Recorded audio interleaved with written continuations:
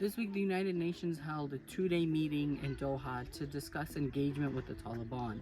On the agenda were issues like women's rights, human rights, drug trafficking.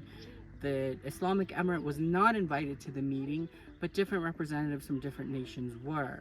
And in the wake of that meeting, several letters and recommendations were passed around by different groups. A group of a few dozen women, insisted that women must be included in any negotiations with the Taliban and that women's rights must be at the forefront of any discussions. Another letter by civil society, most of whom are still in the country, said that civil society must be active and engaged, and that the international community can learn from civil society's gains and abilities to gain exceptions and workarounds with the Taliban in future negotiations.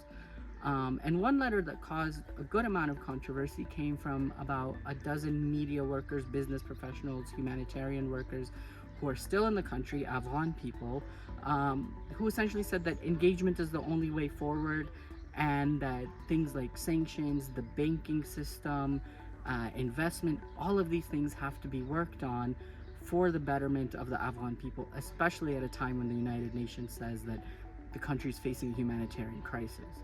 So what all this shows is that there's still a lot of debate and controversy about how to deal with a Taliban-led government more than a year and a half after they've come to power.